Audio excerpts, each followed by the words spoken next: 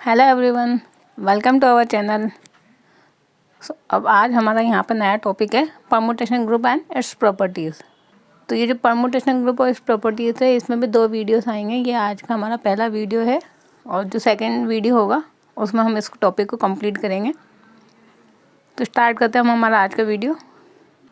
अब permutation group को पढ़ने से पहले हम देखते हैं कि परमुटेशन कहते किसे हैं, ठीक है ना।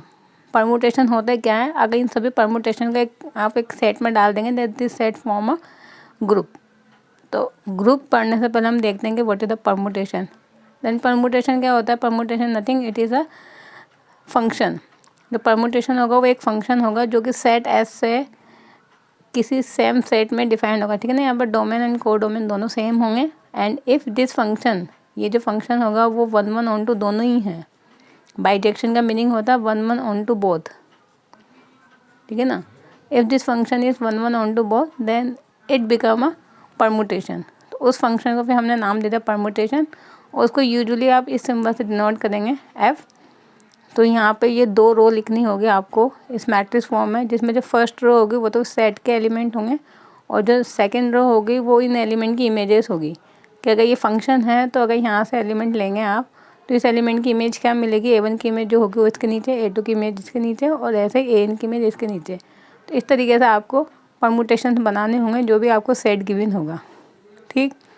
तो ये तो होगी परमुटेशन की definition. It is a bijection from a set S to itself and it is denoted by this symbol. अब कुछ परमुटेशन मैंने यहाँ पे बना के बता रखे हैं। जैसे कि माना कि किसी सेट में 2 एलिमेंट है, मैंने यहाँ पर रैंडमली एलिमेंट ले लिए A एंड B। यहाँ पे कुछ भी एलिमेंट हो सकते हैं। तो सपोज कोई भी 2 एलिमेंट है A एंड B, तो टोटल परमुटेशन कितने बन सकते हैं। अब हमने क्या बोला बाइजेक्शन। बाइजेक्शन का मीनिंग एक एलिमेंट की इमेज एक ही होगी, एक से ज़्यादा नहीं हो सकती। तो सपोज एक परमुटेशन ये पॉसिबल होगा कि एक की इमेज A मिल जाए और B की इमेज B मिल जाए। या फिर एक क्या पॉसिबिलिटी है कि A की इमेज B मिल जाए, B की इमेज A मिल जाए, बस। इन 2 के अलावा कोई तीसरी पॉसिबिलिटी नहीं है इस सेट के लिए। अगर किसी सेट में 2 एलिमेंट है तो हमें टोटल नंबर ऑफ जो परमुटेशन मिलेंगे वो कितने मिलेंगे 2। और 2 का मीनिंग हम क्या लिख सकते हैं 2 फैक्टोरियल।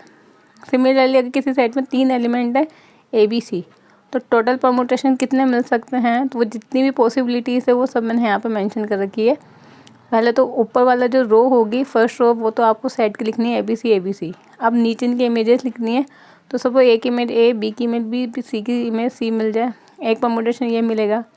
फिर नंबर 2 क्या पॉसिबिलिटी है कि A की इमेज तो A ही रहेगी बट जो B और C की इमेज है वो C और B मिल जाए, ठीक है ना। इनको इंटरचेंज कर दिया तो ये भी एक 1 ऑन टू फंक्शन होगा। सिमिलरली अगर हमने B को फिक्स करके A और C की इमेज को चेंज कर दिया C और A, तो ये भी एक डिफरेंट परमुटेशन मिलेगा। सेम हमने C को यहाँ पे फिक्स कर दिया, AB की इमेज को चेंज कर दिया BA, तो ये भी एक डिफरेंट परमुटेशन है। अभी तक ये जो चारों है वो डिफरेंट है, इनमें कोई सिमिलरिटी नहीं है। फिर इसके बाद हमने क्या किया ABC है, तो यहाँ से हमने इसको चेंज किया BCA, ठीक है ना, BC और A। तो इस तरीके से अगर नया परमुटेशन बनाएंगे तो ये भी क्या होगा, एक इन चारों से डिफरेंट होगा। और एक और पॉसिबिलिटी है C, तो CAB, अगर इनकी इमेज लिख देंगे अपन CAB इस तरीके से, तो ये भी हमें क्या मिलेगा, एक न्यू परमुटेशन। तो ये तो हमें वहाँ पे एग्जाम में ऐसे नहीं आते कि आप इस कोई भी सेट दे देंगे और इसके परमुटेशन बनाए। बस ये मैं आपको एक परमुटेशन बनाते कैसे हैं, कितने टोटल नंबर ऑफ परमुटेशन मिल सकते हैं, उसके लिए मैं यहाँ पे आपको एक छोटा सा एग्जांपल देके बता रही हूँ। अगर किसी सेट में यहाँ पे 3 एलिमेंट है तो हमें टोटल 6 परमुटेशन मिलेंगे। अब 6 के बाद अगर आप 7वां परमुटेशन लिखने जाएंगे तो इन 6 में से कोई ना कोई एक मिलेगा, यानी रिपीट होगा। 6 के अलावा कोई आपको और डिफरेंट परमुटेशन नहीं मिलेंगे। अभी 6 को आप कैसे लिख सकते हो, 3 फैक्टोरियल। तो यहीं से एक जनरल रिजल्ट निकल के आता है कि यदि किसी सेट के अंदर n एलिमेंट्स हैं तो आपको कितने टोटल नंबर ऑफ परमुटेशन मिलेंगे, n फैक्टोरियल्स, ठीक है ना। तो ये इस रिजल्ट को वेरीफाई करने के लिए मैंने ये 2 छोटे छोटे एग्जाम्पल यहाँ पे आपको बताएं। तो ये एक इम्पोर्टेंट रिजल्ट है कि कितने टोटल नंबर ऑफ परमुटेशन मिलते हैं for a set S, it is n factorial. अब परमुटेशंस को हम प्रोडक्ट यानी मल्टीप्लाई करेंगे। तो परमुटेशन वैसे बेसिकली क्या है, फंक्शन है। तो किन्हीं भी 2 फंक्शन को मल्टीप्लाई कैसे करते हैं, फॉग एंड गो फंक्शन से करते हैं, हम सबको पता है। तो अगर हमने F और G 2 परमुटेशन माने किसी सेट S के लिए, ठीक है ना, सेम सेट में जैसे एक से ज़्यादा परमुटेशन मिलते हैं तो उन्हीं में से आपको कोई भी 2 परमुटेशंस लेना है और उनको आपको प्रोडक्ट करना है। तो प्रोडक्ट या तो एफ ऑफ जी यानी फोग इस तरीके से करेंगे, जी ओ एफ गोफ इस तरीके से करेंगे। तो एफ ऑफ जी का मीनिंग होता है this one F G x, और जी ऑफ एफ का मीनिंग होता है जी एफ ऑफ एक्स। और ये जो एक्स होगा वो आपको सेट के एलिमेंट लेने होंगे, यानी सेट के सभी एलिमेंट के लिए आपको पहले जी के अंदर इमेज देखनी है, फिर यहाँ जो आंसर आएगा उसको एफ के अंदर इमेज देखनी है, और वो आंसर क्या मिलेगा आपको, फोग। क्लियर। प्रोडक्ट वैसे करेंगे कैसे, तो उसके लिए भी मैं एक एग्जांपल बताती हूँ नेक्स्ट पेज पे। कोई भी हम सेट कंसिडर करेंगे, उसमें फोग एंड गोफ दोनों फाइंड करेंगे। अब यहाँ एग्जांपल की हेल्प से हम समझते हैं कि किन्हीं भी दो परमुटेशन को हम प्रोडक्ट कैसे करेंगे। उसके लिए हमने यहाँ पे कंसिडर किया एक सेट जिसके अंदर 4 एलिमेंट है, और इन 4 एलिमेंट के लिए हम यहाँ पे कितने 4 फैक्टोरियल परमुटेशन बना सकते हैं, ठीक है ना। 4 फैक्टोरियल मीन 24। अब उन 24 में से मैंने कोई से भी 2 परमुटेशन कंसिडर कर लिया, सपोज दिस वन, ठीक है ना, 1 2 3 4, और इनकी इमेजेस है 3 2 3 4 1। जी में है 1 2 3 4, इसकी इमेज है 3 4 2 1। आप इनको प्रोडक्ट करेंगे तो सबसे पहले हम एफ़ को जी से प्रोडक्ट करेंगे। तो प्रोडक्ट कैसे करेंगे, एफ ऑफ जी, और एफ ऑफ जी में 1 2 3 4 जो सेट के एलिमेंट है इनकी चारों की इमेज फाइंड करेंगे। तो पहले 1 की इमेज फाइंड करेंगे एफ ऑफ जी के लिए, तो हम उसको ऐसा लिख सकते हैं, इसका मीनिंग है 1 की इमेज जी के अंदर। अब ये जी है, इसमें 1 की इमेज कितनी गिवन है 3, तो यहाँ पर हम लिख देंगे 3। अब F3 का मीनिंग है 3 की इमेज F के अंदर, ये F है, इसमें 3 की इमेज कितनी है 4, दैट में ये जो 4 है वो क्या है F ऑफ 3, तो हमने यहाँ पे लिख दिया 4। ऐसे सेम F ऑफ जी 2 निकालेंगे, तो हम इसको लिखेंगे G2। G2 का मीनिंग है 2, पहले G में देखेंगे हम 2 की इमेज, 2 की इमेज कितनी है 4, तो यहाँ लिख देंगे 4। अब F में देखेंगे 4 की इमेज, तो 4 की इमेज कितनी 1, तो ये 1 आ जाएगा। ऐसे 3 के लिए करेंगे, तो G3 में 3 की इमेज 2, यहाँ लिख देंगे 2। अब 2 की इमेज कहाँ देखेंगे 4 F में, तो 2 की इमेज इसमें कितनी है 3। ऐसे जी ऑफ 4 में 4 की इमेज देखेंगे जी के अंदर 1, यहाँ लिख दिया 1। अब 1 की इमेज देखेंगे F के अंदर, तो 2, तो ये 2। इस तरीके से हम यहाँ पर चारों की इमेज निकाल के एफ ऑफ जी लिख देंगे। 1 2 3 4 में 1 की इमेज कितनी मिली 4, ऐसे 2 की इमेज 1, फिर 3 की इमेज 3 एंड 4 की इमेज 2, तो ये आपको मिल गया एफ ऑफ जी। अब ये जो हमने इतना सारा काम किया है, इतना करने की ज़रूरत नहीं है, आप केवल इन दोनों को देख के डायरेक्ट लिख सकते हो प्रोडक्ट, ठीक है ना। वो कैसे लिखेंगे, जैसे कि सपोज ये काम हमें नहीं करना, हमें क्या निकालना है, एफ ऑफ जी निकालना है। मैं आपको ये चीज़ जी ऑफ एफ में समझाती हूँ कि अगर जी ऑफ एफ आपको डायरेक्ट निकालना है, ये काम नहीं करना है, तो कैसे करेंगे। अब जी ऑफ एफ में आप देखेंगे कि ये पहले क्या लिखा हुआ है एफ़, ठीक है ना। एफ ऑफ यहाँ पे एफ फंक्शन की इमेज निकालेंगे, तो एफ़ के अंदर सबसे पहले आपको देखना है यहाँ पे इमेज। अब आप क्या करेंगे, एफ़ के अंदर इमेज देखेंगे किसकी, पहले 1 की, ठीक है ना। तो 1 की इमेज किसके अंदर, एफ़ के अंदर, तो कितनी है 2। अब ये जो 2 है ये आ जाएगा G2। अब इस 2 की इमेज कहाँ देखेंगे आप, जी के अंदर 4, तो यहाँ लिख देंगे डायरेक्ट 4। फिर वापस हम यहाँ क्या लिखेंगे 2, तो दैट मीन पहले आप एफ़ लिखा है तो पहले एफ़ के अंदर देखेंगे 2 की इमेज कितनी 3। अब ये जो 3 आया इस 3 की इमेज यहाँ देखेंगे जी के अंदर 2, तो वो 2 लिख देंगे। अब एफ़ है, अब 3 की इमेज देखेंगे किसके अंदर, एफ़ के अंदर 4। अब 4 की इमेज यहाँ देखेंगे 1, यहाँ लिख देंगे 1। ऐसे ही 4 की इमेज देखेंगे 1, 1 की इमेज कितनी 3, यहाँ 3 लिख देंगे। अब यही चीज़ में अगर मैं यहाँ पे एफ ऑफ जी में आपको क्लियर करूँ, तो एफ ऑफ जी में पहले क्या लिखा हुआ है, जी लिखा हुआ है, ठीक है ना। तो जी के अंदर पहले आप 1 2 3 4 की इमेज देखेंगे, तो जी के अंदर पहले 1 की इमेज देखेंगे 3। अब ये जो 3 आएगा उसकी इमेज कहाँ पर देखनी है, एफ़ के अंदर, तो ये एफ़ के अंदर देखेंगे आप 4, तो ये 4 आगे डायरेक्ट लिख दिया। फिर यहाँ जी पहले लिखा हुआ, तो पहले जी के अंदर देखेंगे 2 की इमेज कितनी 4। अब ये जो 4 आया इस 4 की इमेज यहाँ देखनी 1, यहाँ 1 लिख दिया। ऐसे जी के अंदर देखेंगे 3 की इमेज 2, और यहाँ 2 की इमेज कितनी 3, तो यहाँ 3 लिख दिया। ऐसे ही 4 की इमेज 1 और 1 की इमेज कितनी है 2, यहाँ 2 लिख दिया। तो जब हमने सॉल्व किया तब भी ये मिल रहा है। अगर आप डायरेक्ट मल्टीप्लाई करना चाहेंगे तो डायरेक्ट मल्टीप्लाई करके भी लिख सकते हो, इतना करने की ज़रूरत नहीं है। विदिन 2 या 3 सेकेंड में ईजिली आप सॉल्व कर दोगे केवल 2 परमुटेशन देख के, ठीक। तो मल्टीप्लाई तो ऐसे करना होता है जैसे मैंने यहाँ पे बताया। अब मल्टीप्लिकेशन को देख के आप इजीली आइडेंटिफाई कर सकते हो कि एफ ऑफ जी में ये जो परमुटेशन आ रहा है वो डिफरेंट आ रहा है, और जी ऑफ एफ में जो परमुटेशन आ रहा है वो डिफरेंट आ रहा है। डिफरेंट कैसे आ रहा है, 1 की इमेज 4, 1 की इमेज 4 ये तो ठीक है, बट 2 की इमेज 1 है, या 2 की इमेज 2, या 3 की 3, या 3 की 1, तो ये इमेजेस है क्या डिफरेंट है। तो इस वजह से आप बोलोगे कि जो परमुटेशन का प्रोडक्ट होता है वो कभी भी कम्यूटेटिव नहीं होता है। कम्यूटेटिव में हम यही बोलते हैं कि अगर 2 एलिमेंट को ऑपरेट करते हैं तो ये दोनों आपस में क्या होने चाहिए, बराबर आने चाहिए। तो ये भी यहाँ पे ऑपरेशन नहीं है, कंपोजिशन ऑपरेशन। ये दोनों आपस में इक्वल नहीं है, तो यहाँ पे एक इम्पोर्टेंट नोट निकल के आता है कि product of permutation is not commutative, वो कभी भी कम्यूटेटिव नहीं होगा। एक कंडीशन में कम्यूटेटिव होता है तो वो मैं आगे बताऊँगी जब वो टॉपिक पढ़ाऊँगी, बट अभी के लिए तो हम ये बोल सकते हैं कि product of permutation is not commutative.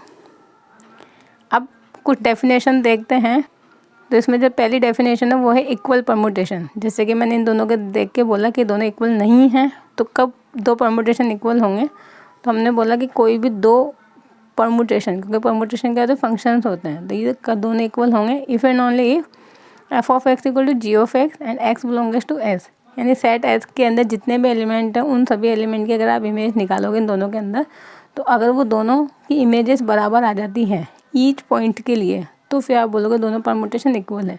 जैसा कि यहाँ ही देख सकते हैं कि 1 की इमेज 4, यहाँ पे 1 की इमेज 4 है, ठीक। बट जैसे आप नेक्स्ट एलिमेंट पर गए 2 की इमेज 1, बट यहाँ 2 की इमेज 2 है, तो सभी एलिमेंट के लिए होना चाहिए कि सभी एलिमेंट की इमेजेस सेम होनी चाहिए। अगर एक भी एलिमेंट ऐसा मिल गया जिसकी इमेज दूसरे परम्यूटेशन के इक्वल नहीं है, तो फिर आप बोलोगे दोनों परम्यूटेशन इक्वल नहीं हैं। और अगर सभी एलिमेंट के लिए जो आपको पॉइंट्स गिवन है उनकी इमेजेस सेम है, तो आप बोलोगे दोनों परम्यूटेशन भी इक्वल हैं। फिर नेक्स्ट आता है आइडेंटिटी परम्यूटेशन। आइडेंटिटी परम्यूटेशन का मीनिंग होता है कि यदि सेट एस के अंदर जितने भी एलिमेंट हैं उन सब की इमेज निकालोगे और वो वापस से उस एलिमेंट के इक्वल आ जाता है, then the permutation become a identity permutation, जिसको मैंने ऐसे डिनोट कर रखा है कि माना सेट के अंदर n एलिमेंट्स है a1 a2 an, तो a1 की इमेज a1 ही मिले, a2 की a2 मिले, a3 की a3, an की an, यानी सभी एलिमेंट की इमेज वही एलिमेंट मिलना चाहिए। हर सेट के लिए एक यूनिक आइडेंटिटी एलिमेंट होता है, यानी एक ऐसा एक परम्यूटेशन होगा, एक से ज़्यादा नहीं होंगे। Identity permutation A B C, ठीक है ना। ऐसे 4 होंगे तो अगर किसी सेट में 4 एलिमेंट होंगे तब भी आपको एक आइडेंटिटी परम्यूटेशन मिल जाएगा। तो हर सेट के लिए एक आइडेंटिटी परम्यूटेशन 100% एग्जिस्ट करेगा, ठीक। फिर नेक्स्ट आता है इन्वर्स परम्यूटेशन। हम किसी भी परम्यूटेशन का इन्वर्स भी फाइंड कर सकते हैं, बट वो फाइंड कैसे करेंगे उसके लिए ये मैंने यहाँ पे एग्जांपल से बता रखा है उसको, कि सपोज ये मैंने परम्यूटेशन ले लिया, यही ले लिया यहाँ पे जो गिवन था 1 2 3 4 4 1 3 2 4 1 3 2, इट इज़ अ परम्यूटेशन। अब इसका इन्वर्स परम्यूटेशन में क्या होगा, कुछ नहीं करना होता, हमें इन दोनों की रो को इंटरचेंज कर देना होता है बस, ठीक है ना। जो सेकेंड रो इसको फर्स्ट बनाना है, फर्स्ट रो को लास्ट बनाना है बस। तो इस वाली रो को मैंने ऊपर लिख दिया 4 1 3 2 और लास्ट वाली रो को मैंने नीचे लिख दिया 1 2 3 4, तो ये हो जाएगा इस परम्यूटेशन का इन्वर्स परम्यूटेशन, ठीक। बट परम्यूटेशन की यहाँ पे ये आइडेंटिफिकेशन होता है कि जो फर्स्ट रो होती है वो हमेशा सेट के एलिमेंट होते हैं। अब इस सेट में कितने एलिमेंट है 1 2 3 4, यानी इसी सीक्वेंस में होने चाहिए। तो इन्वर्स परम्यूटेशन जब आप लिख देते हो उसके बाद वापस से आपको अरेंज करना होता है इसको इस फॉर्म में, कि पहले आपको क्या लिखना होगा 1 लिखना होगा, यानी जो 1 2 ये जो है इसको आपको पहले लिखना होगा 1 2, फिर उसके बाद 2, तो 2 के इमेज 4 को साथ में लिखना होगा, फिर उसके बाद 3 की इमेज 3 को साथ में लिखना होगा, फिर 4, तो 4 की इमेज कितने 1, तो 4 की इमेज को 1, ऐसे।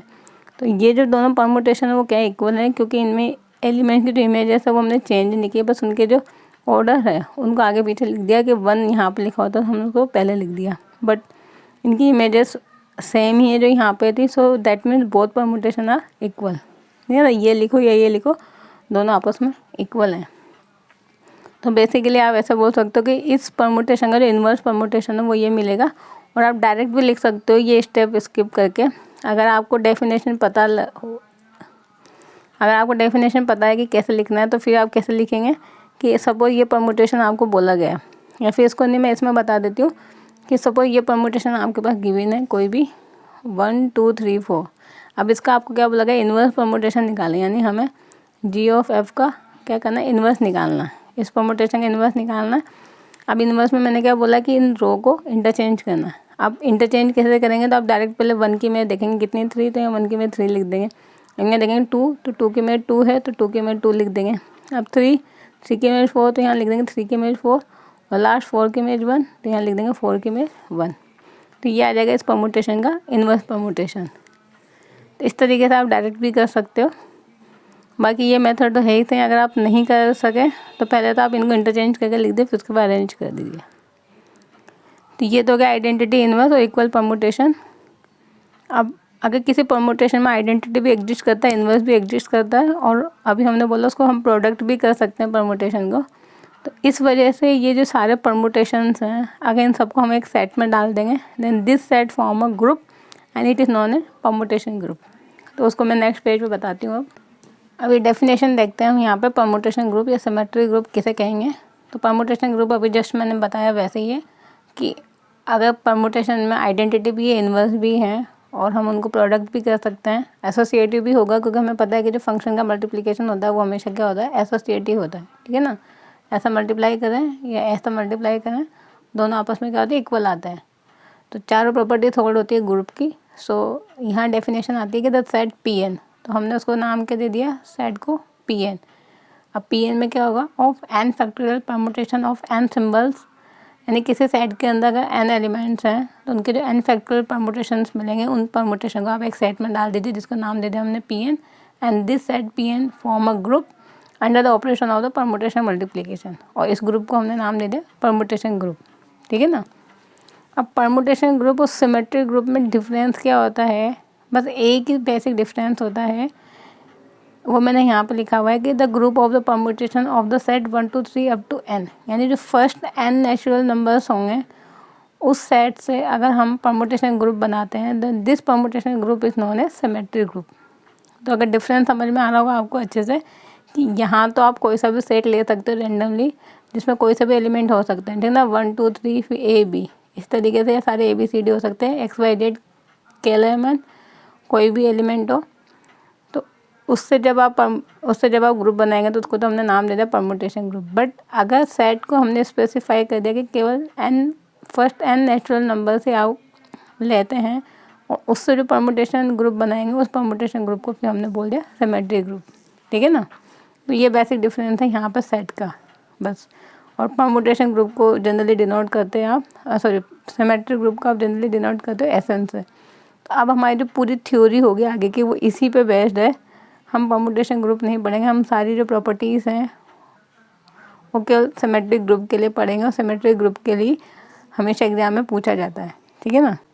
अब यहाँ पे एक इम्पोर्टेंट नोट है कि जो सिमेट्रिक ग्रुप SN होते हैं for n greater than equal to 3 के लिए, वो हमेशा क्या होंगे, नॉन अबिलियन ग्रुप होंगे। क्यों होंगे नॉन अबिलियन ग्रुप, क्योंकि कम्यूटेटिव प्रॉपर्टी होल्ड नहीं होगी। अभी जस्ट मैंने प्रोडक्ट में बताया था कि कभी भी जो परमुटेशन के प्रोडक्ट होते हैं वो कम्यूटेटिव नहीं होते हैं।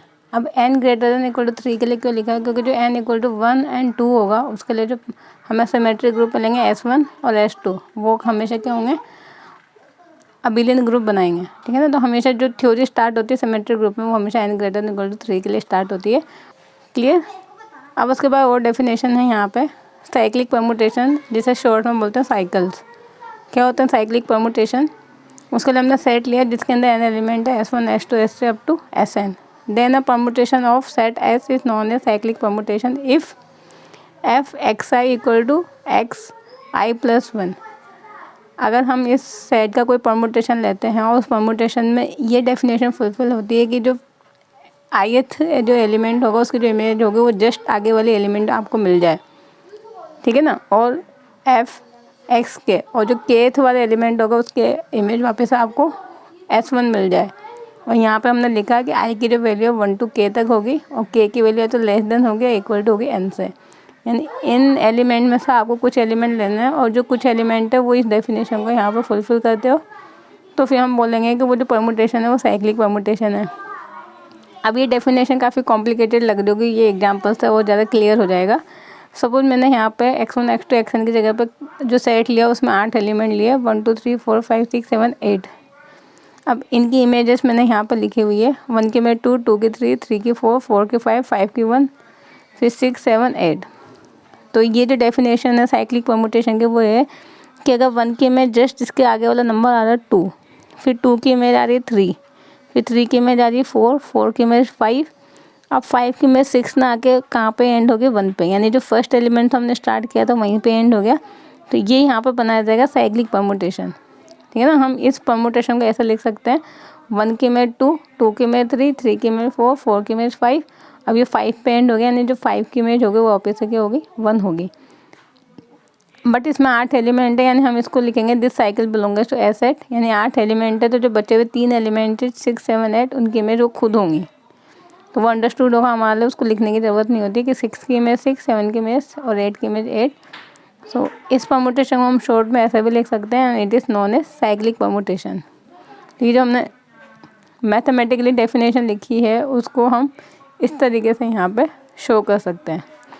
जो हमने x के लिया है यानी जो n है उसमें ये जो k तक आपको वैल्यू लेनी है, यानी k जो है वो n के इक्वल भी हो सकता है और k की वैल्यू n से छोटी भी हो सकती है। तो यहाँ पे हमने k की वैल्यू कितनी ली 5, ठीक है ना। 5 तक तो हमने साइकिल बनाया, बाकी जो एलिमेंट है वो सेम इमेजेस देंगे, ठीक। तो ये होता है साइक्लिक परम्यूटेशन का मीनिंग।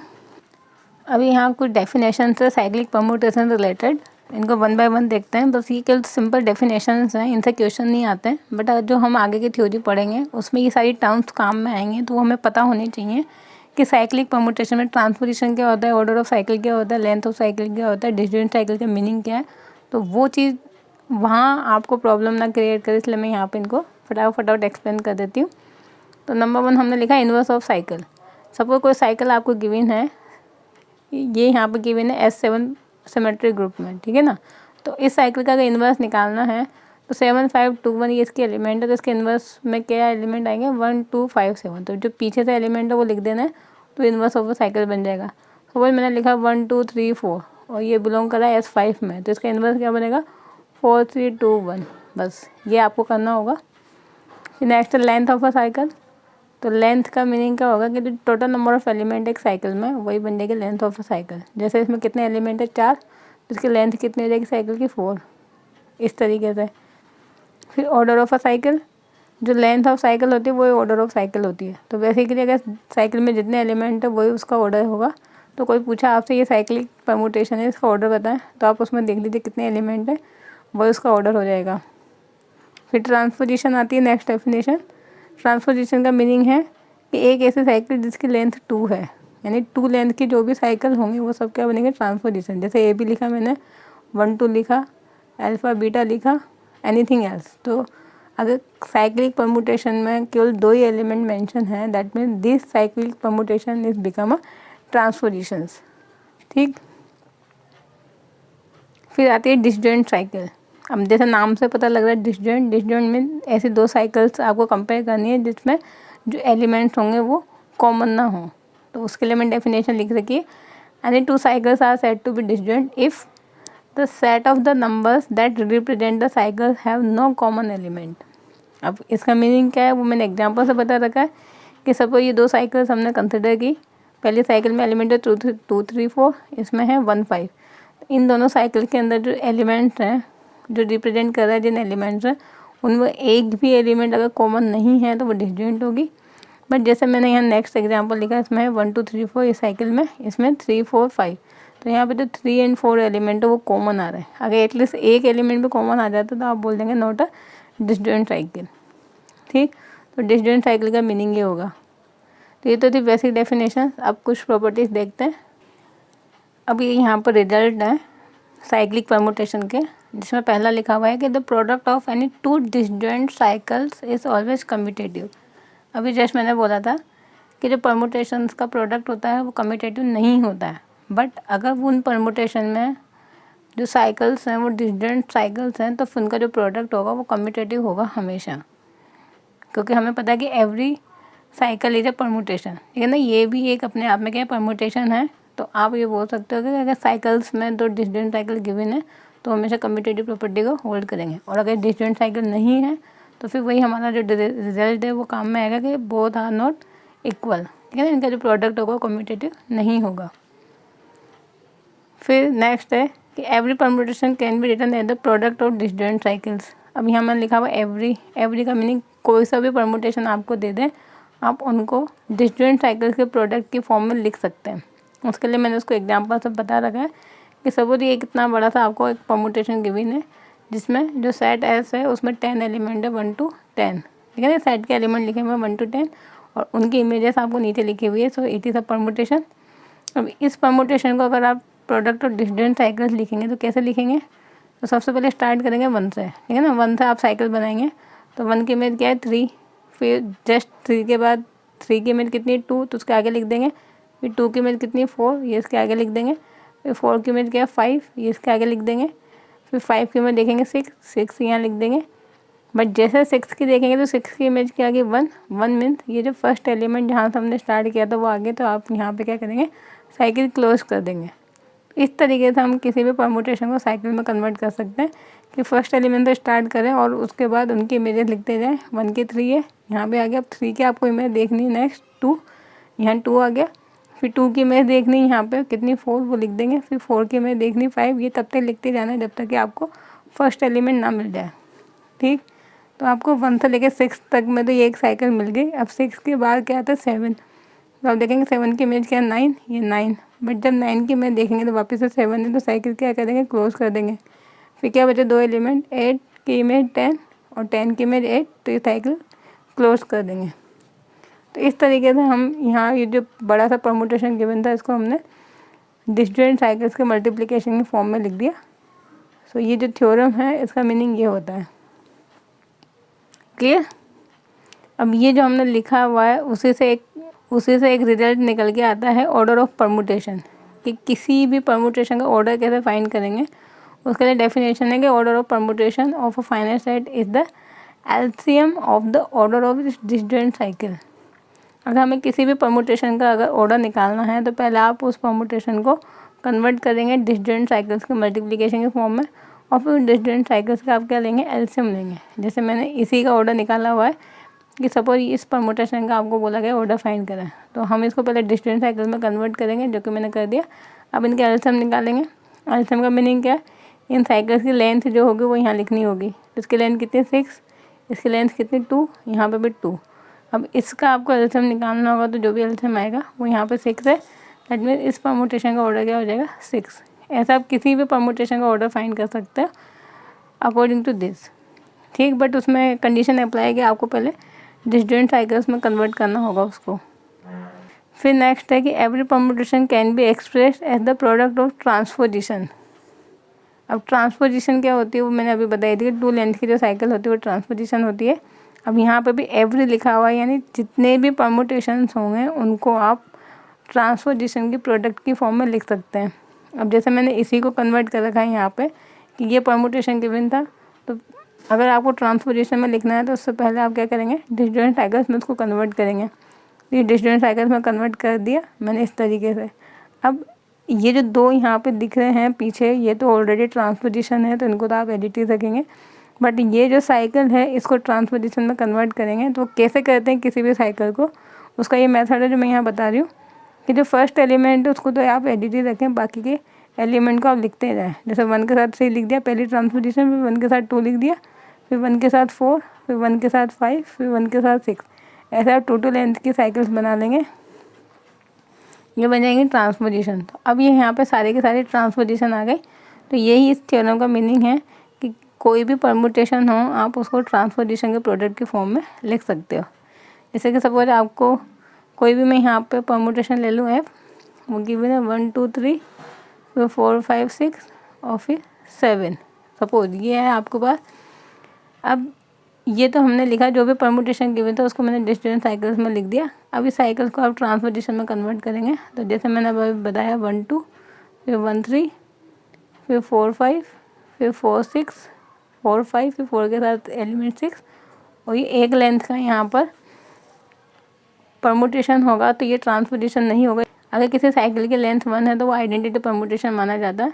तो आप यहाँ ट्रांसपोजिशन देखेंगे, ट्रांसपोजिशन कितनी आ रही, 4 आ रही है, ठीक है ना। आइडेंटिटी को किसी से भी मल्टीप्लाई करें हमेशा एलिमेंट ही आता है। तो हम यहाँ बोलेंगे कि हम इनको ट्रांसपोजिशन की फॉर्म में लिख सकते हैं।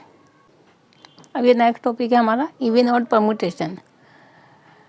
अब इवन और ऑड परमुटेशन हम कैसे डिसाइड करेंगे, उसके लिए डेफिनेशन मैंने यहाँ पर मेंशन कर रखी है कि ये कोई भी जो परमुटेशन है sigma, it is called even या फिर ऑड। कब, if the total number of transposition are even या ऑड। अगर कोई परमुटेशन है उसमें आप टोटल नंबर ऑफ ट्रांसपोजिशन देखेंगे, अगर total number of transposition even है तो परमुटेशन में क्या होगा, इवन होगा। अगर total number of transposition odd है तो परमुटेशन में क्या होगा, ऑड होगा। उसके लिए मैंने एग्जांपल बता रखे हैं कि सपोज ये एक परमुटेशन गिवन है जिसमें 1 to 9 एलिमेंट है और इनकी इमेजेस गिवन है।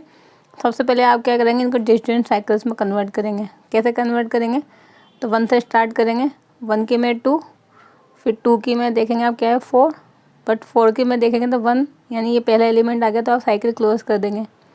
फिर 1 2 4 तो यहाँ हो गए कंप्लीट। अब 3, तो 3 की इमेज क्या है यहाँ पे 5, तो 3 की इमेज 5, बट 5 की इमेज देखेंगे तो कितनी आ रही है 3, तो ये साइकिल क्लोज। अब 5 तक कंप्लीट हो गया, 6 से स्टार्ट करेंगे तो 6 की इमेज 8, फिर 8 की इमेज 7, बस 7 की इमेज 9 और 9 की इमेज 6। तो चारों ये यहाँ पे कंप्लीट हो जाएंगे। तो जिस एलिमेंट से स्टार्ट करते हैं तो आपको तब तक देखना है जब तक कि लास्ट वाले एलिमेंट की इमेज वापस से फर्स्ट एलिमेंट नहीं आ जाती, तब तक आपको साइकिल लिखनी होती है, ठीक है ना।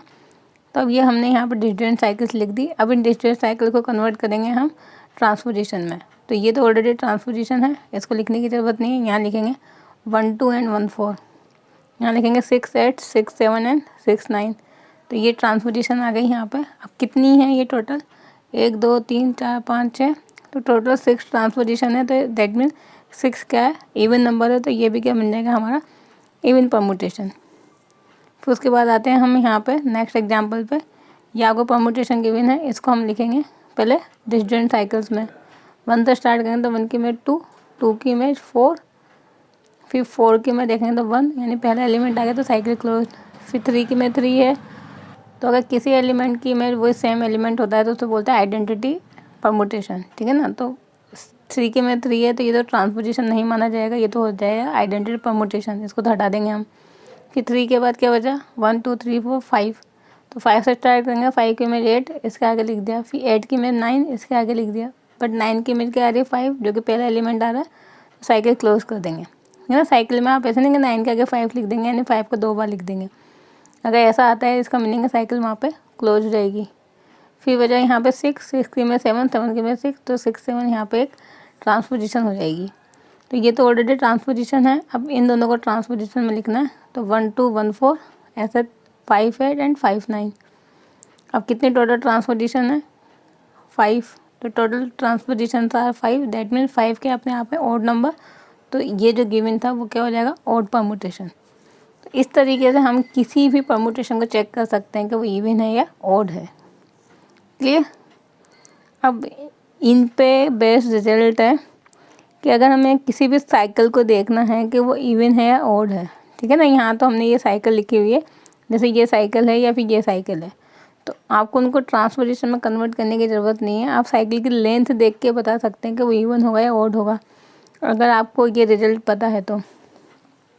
रिजल्ट क्या बोलता है कि अ साइकिल ऑफ लेंथ n, अगर किसी साइकिल की लेंथ n है तो वो इवन होगा या ऑड होगा if n is odd and even. अगर साइकिल की लेंथ जो है वो ऑड है तो जो साइकिल होगी वो इवन होगी। अगर साइकिल की लेंथ जो है वो इवन है तो साइकिल क्या होगी ऑड होगी। मतलब जो लेंथ होगी उसमें आपको क्या करना, उल्टा करना। अगर लेंथ इवन है तो साइकिल ऑड होगी, अगर लेंथ ऑड है तो साइकिल इवन होगी। यहाँ आप देख सकते हो बेस्ट एग्जांपल है, जैसे ये साइकिल है, इसकी लेंथ कितनी है 3 है, दैट मीन्स ये जो साइकिल होगी वो क्या बनेगी यहाँ पर इवन परमुटेशन, क्योंकि ये ऑड नंबर है तो उसको उल्टा होगा इवन।